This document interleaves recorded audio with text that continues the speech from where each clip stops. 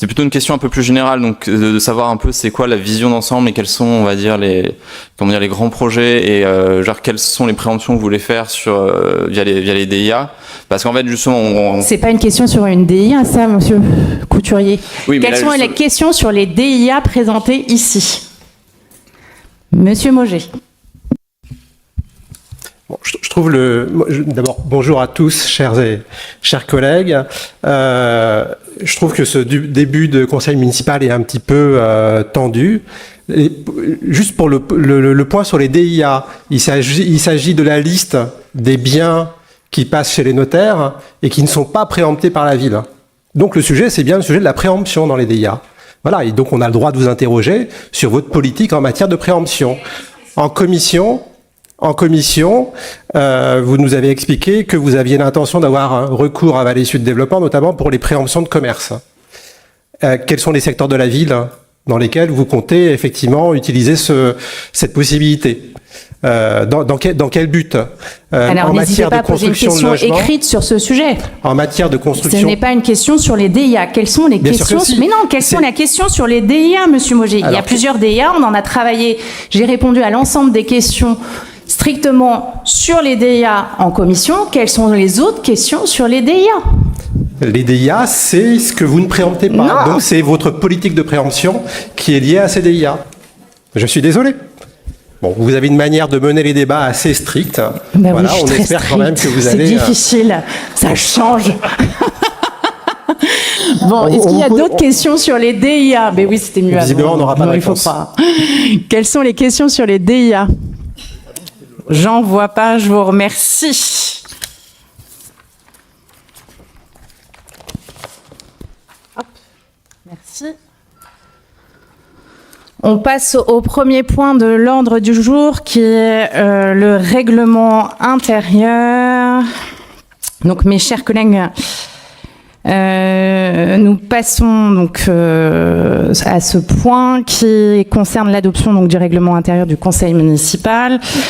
Comme le prévoit la loi, ce règlement doit être adopté dans les 6 mois qui suivent l'installation du conseil. Nous avons souhaité qu'il soit le plus partagé possible. C'est pourquoi il a été travaillé avec des représentants de chaque groupe d'opposition lors d'une commission. Ce règlement s'inscrit dans la continuité du précédent avec quelques ajustements. Nous avons notamment souhaité mieux encadrer l'utilisation des images des séances afin d'éviter tout détournement. Nous avons également fait le choix de conserver le fonctionnement du précédent règlement intérieur avec la possibilité des questions écrites et des questions orales, tout en apportant quelques précisions pour garantir en fait une égalité de traitement sur les questions écrites. Enfin, nous avons apporté des améliorations pratiques pour faciliter l'organisation des commissions avec une meilleure anticipation de l'envoi des documents tout en veillant à leur confidentialité. Y a-t-il des questions ? Alors, Monsieur Burlon, et après Monsieur Mauger, ça vous va? Oui, bonjour. Alors, donc effectivement, concernant le règlement intérieur et le fonctionnement du conseil municipal, j'ai l'impression qu'il y a un peu une épidémie qui touche les Hauts-de-Seine. Ça a commencé à Asnières et à Puteaux, ça s'est répandu à Clichy, à Clamart, et maintenant ça touche Antony.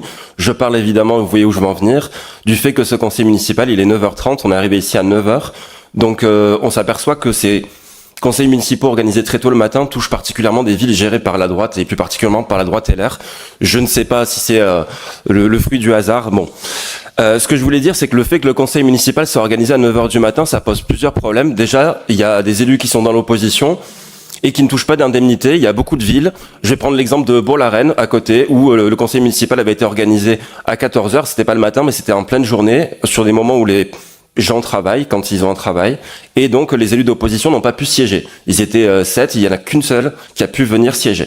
Donc ça pose aussi en question sur le public. Aujourd'hui, il y a du monde dans le public, on s'en félicite.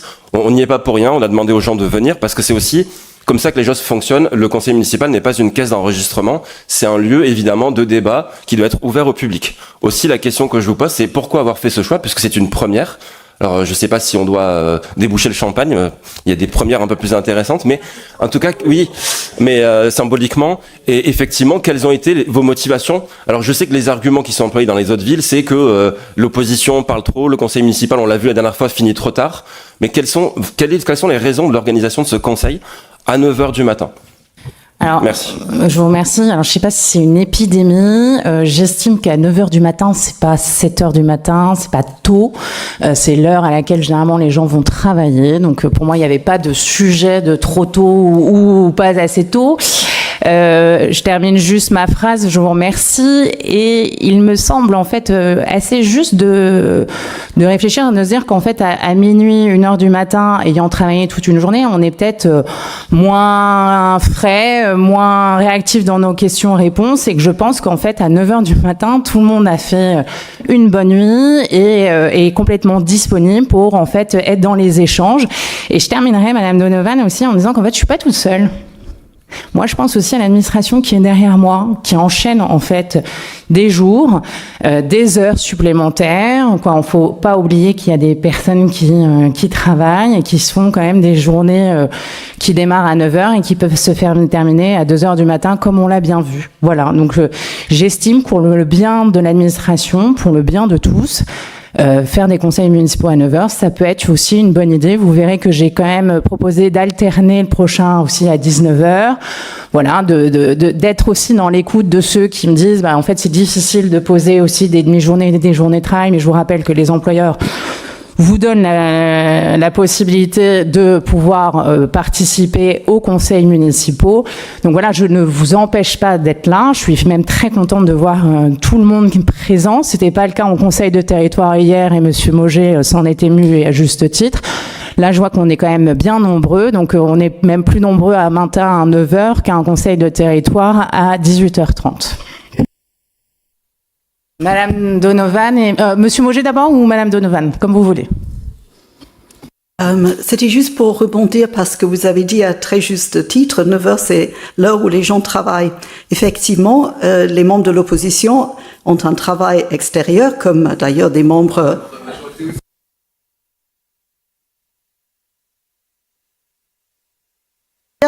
comme les membres de la majorité. Bien sûr. Par contre, les membres de la majorité ont des indemnités. Vous avez évoqué les dispositions qui sont mises en place par les employeurs, mais tout le monde n'est pas employé. Il y a des gens qui sont des entrepreneurs, par exemple, ici. Donc là, il n'y a pas de compensation. Il faut bloquer la journée et perdre une journée de revenus. Donc voilà, c'était juste pour intervenir sur ce point. Merci, Monsieur Moget. Alors, je vous remercie. Il est vrai que nous avons eu une réunion préparatoire pour discuter de ce règlement intérieur. On a reçu une invitation demandant un représentant par groupe, règle à laquelle vous ne êtes pas astreint, puisque de côté majorité, vous étiez 5.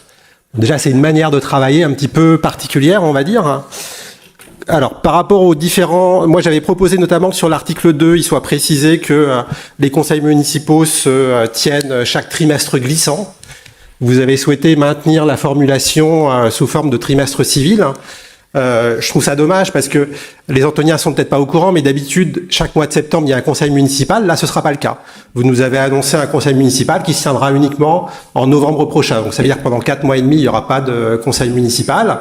Pourtant, les affaires de la commune vont continuer de se dérouler. Il y a des choses, effectivement, qui vont être renvoyées au mois de novembre. Et sans doute, j'imagine qu'au mois de novembre, vous allez nous faire le reproche que le conseil municipal dure trop longtemps.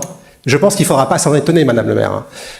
Et par ailleurs, alors, moi, il y a quand même d'autres éléments sur ce règlement et sur ses évolutions. Vous avez évoqué tout à l'heure dans votre intervention liminaire la question du détournement des images et de la manipulation des images.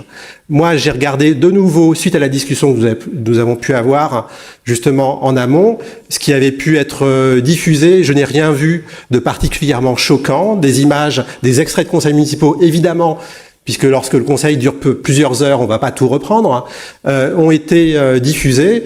Je rappelle à tous les élus, il n'y a pas de droit à l'image qui s'applique pour les élus. À partir du moment où on siège, voilà, il est convenu qu'on puisse diffuser les propos des uns et des autres. Et j'espère que voilà, le but n'est pas d'aller contre cette disposition qui s'applique partout en France. Sur l'article 32, sur les commissions, alors là, il y a une véritable refonte.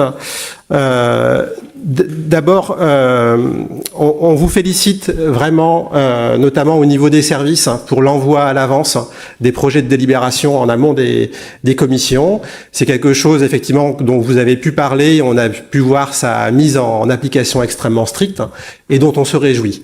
De notre côté, on a aussi appliqué par anticipation le fait que ce nouveau règlement prévoit que les questions diverses, un petit peu substantielles, on va dire, soient envoyées à l'avance. On s'y est plié. On a reçu, alors c'est assez inégal selon les commissions, certaines commissions ont vraiment joué le jeu de nous fournir les documents ou bien les réponses en séance. D'autres nous ont renvoyé ultérieurement, ce qui est un petit peu triché par rapport à l'esprit de ce nouveau règlement, me semble-t-il. Donc je pense que voilà, il y a peut-être une nécessité de cohérence à avoir. Cette disposition aussi ne doit pas entamer la possibilité de poser des questions non envoyées à l'avance, évidemment, sur l'ordre du jour de ces commissions. Et je pense qu'il y a eu un petit peu d'incompréhension de la part de certaines personnes de la majorité par rapport à ça. Et il y a toujours aussi, je le rappelle, des sujets d'actualité qui font que il est nécessaire parfois d'avoir des échanges assez informels en commission. Voilà, j'espère que cet article, tout le monde le comprend bien. Il s'agit de faciliter effectivement le travail, disons, pour qu'un certain nombre d'éléments soient donnés en amont et ne pas entamer la démocratie nécessaire au sein des différentes commissions et des échanges qui ont toujours relativement bien marché. Il y a eu un ajout quand même substantiel à cet article sur la confidentialité, vous l'avez dit tout à l'heure, des documents préparatoires aux commissions. Donc, nous avons noté effectivement que vous ne souhaitez pas que au stade des commissions, les documents soient partagés. Je pense qu'il faut faire une explication, parce que dans la réunion, il y a eu un petit moment de tension par rapport à ça, sur l'antécédent auquel vous faites référence. En 2023, en juin 2023, votre prédécesseur a souhaité modifier profondément les règles des centres de loisirs en durcissant considérablement pour les parents l'inscription en centre de loisirs, et voilà, tout un tas de dispositions. En commission, nous avions eu un débat. Nous n'avions pas connaissance à l'avance de ce nouveau règlement, et il s'est avéré que votre prédécesseur ne s'était pas rapproché des associations de parents d'élèves pour discuter de ces nouvelles dispositions, ce qui moi personnellement m'avait profondément choqué. Ce pourquoi, 2 jours plus tard, j'ai fait un message à votre prédécesseur en mettant en copie les associations de parents d'élèves et en mettant sur la table, effectivement, les points qui nous semblaient les plus problématiques, mais en pointant surtout l'absence de dialogue. Voilà, donc la difficulté, effectivement, c'est est-ce que vous allez avancer sans discuter avec les associations, avec les habitants concernés par vos propositions, ou est-ce que vous estimez, et ça me semble la bonne pratique, nécessaire d'avoir un certain nombre de discussions, et pas seulement avec des habitants, mais parfois avoir l'avis d'un expert sur un document qui est proposé à la commission ou au conseil municipal, ça me semble absolument nécessaire. Donc voilà, est-ce que vous mettez les bâtons dans les roues à ce dialogue en amont ou pas? C'est un petit peu là la question. Et j'aurai d'autres éléments, mais j'aimerais précisément sur ce point bien comprendre ce dont il s'agit. Alors, sur l'article 32, sur la confidentialité, sur le sujet dont vous faites référence, les documents se sont retrouvés sur les réseaux sociaux. C'est des documents de travail. Moi, ça me paraît ahurissant que des documents de travail qui ne sont pas finalisés parce qu'ils ne sont pas présentés en conseil municipal se terminent sur des réseaux sociaux. Moi, c'est pas ma façon de travailler, Monsieur Mauger. Je vous ai toujours dit que je travaillerais dans le respect, dans l'écoute et dans l'échange. C'est pas comme ça qu'on travaille. Alors, alors je termine, d'accord. À partir de ce moment-là, moi, quand je vois cette manière complètement de cow-boy de fonctionner, moi, vous avez un ressenti, j'ai le mien. Vous avez le droit, vous pouvez ricaner autant que vous voulez. Moi, ce que je pense aujourd'hui, c'est que je ne veux pas manquer de respect par rapport aussi à l'administration qui travaille, aux élus aussi de la majorité qui travaillent, et que quand, en fait, on est en commission, il y a des choses qui peuvent évoluer, heureusement, et j'ai envie de dire heureusement, et on continue d'avancer, et c'est pas comme ça que moi, je pense travailler dans la continuité. Alors, répondre à votre question aussi, qui est d'être dans l'échange, d'être plus en amont. Si ça ne l'a pas été, moi j'ai un peu de mal à le croire, mais passons peut-être si il y a eu, entre guillemets, mal donne sur certains sujets. Mais ça, ce n'est pas notre façon de fonctionner. Je vous le prouve. Être dans votre écoute, dans les documents en commission vous sont envoyés, même si... Il y a des micros qui sont allumés, j'imagine. Même si la commission a lieu avant les 5 jours où on envoie les documents. Donc tout ça, je suis quand même en fait dans un esprit d'échange et de construction avec vous. Donc vous avez beau me dire que je suis rigide ou difficile ou dure, moi ce que je vois quand même, c'est que je réponds à l'ensemble quand même de vos questions, mais tout en respectant la loi. Bon, alors c'est votre point de vue, moi j'ai le mien. Donc concernant l'article 2, j'applique la loi, c'est par trimestre. Voilà, donc c'est comme ça aussi dans de nombreux conseils municipaux, on applique tous la loi et c'est par trimestre. Le droit à l'image. En fait, je vois pas ce qu'il y a de choquant dans cette phrase et je vois pas en fait ce qui vous embête sur cet article. Je vois pas en quoi ça vous embête qu'on bloque la manipulation d'images. C'est pas ce que j'ai dit. Sans préjudice, voilà, les séances peuvent être retransmises par les moyens de communication audiovisuelle et notamment par Internet. Tout détournement ou manipulation des images des retransmissions susvisées seront poursuivis en application des textes législatifs et réglementaires en vigueur. En fait, je vois pas en quoi ça vous émeut que en fait cette phrase a été rajoutée. Moi, je me dis en fait, tant pour vous que pour nous, on met un cadre pour éviter tout détournement. Alors, lors de la discussion en réunion préparatoire, je vous ai demandé quelle était la raison et qu'est-ce que vous aviez en tête en ajoutant cette phrase, qui n'est pas innocente. Et vous m'avez dit, écoutez, j'ai observé qu'il y a eu diffusion de propos tenus lors du conseil municipal qui ne vous semblait pas que vous nous reprochiez. Donc moi, j'ai été voir ce que nous avions diffusé et je ne vois rien de répréhensible par rapport à ce que nous avons diffusé. Voilà, donc je vous fais juste cette remarque-là. C'est pas tellement sur la phrase qui est dans le règlement intérieur, c'est ce que vous avez derrière la tête quand vous parlez de manipulation des images. Parce que les images, en fait, quand on coupe et on remet bout à bout sans qu'en fait on remette ce qu'il y a au milieu, pour moi c'est un détournement. Point barre, c'est ce que je vous ai expliqué en commission. Est-ce qu'il y a d'autres questions ? Non, j'ai pas fini. Je suis désolé. Allez-y, allez-y, monsieur. Il faut pas exagérer. Mais j'exagère pas du tout, monsieur Mauger. Allez-y, pas du tout. Alors. Sur alors j'ai perdu mon fil du coup.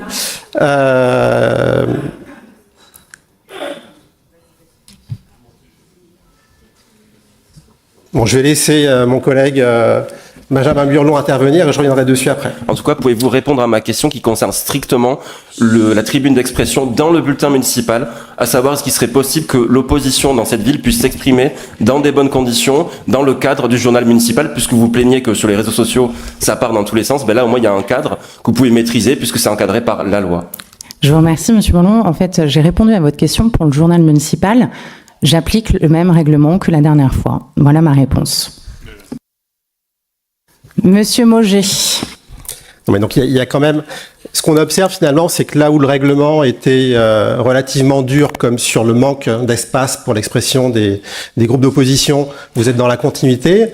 Et dans les autres articles, vous durcissez le règlement. Alors bon, la confusion qui est faite entre réseaux sociaux et droit d'expression des élus me choque un petit peu. Le droit d'expression des élus, il est consacré par la loi. Et pour aller dans le sens de ce que disait monsieur Burlon, les communes de Malakoff, Châtillon, Fontenay-aux-Roses, Montrouge, Bourg-la-Reine, toutes accordent une pleine page d'expression au groupe d'opposition. Voilà, cette demande, elle n'est pas aberrante. Voilà. Donc, la réponse que vous nous faites aujourd'hui, que vous avez déjà beaucoup utilisée au précédent conseil municipal, qui vise à dire, mais moi, je suis dans la continuité, je continue. Je veux dire, c'est pas une réponse satisfaisante. Voilà. Alors, elle vous satisfait pas, mais c'est la mienne. Madame Enamé. Ça va durer 6 ans comme ça? Oui, continue. Oui.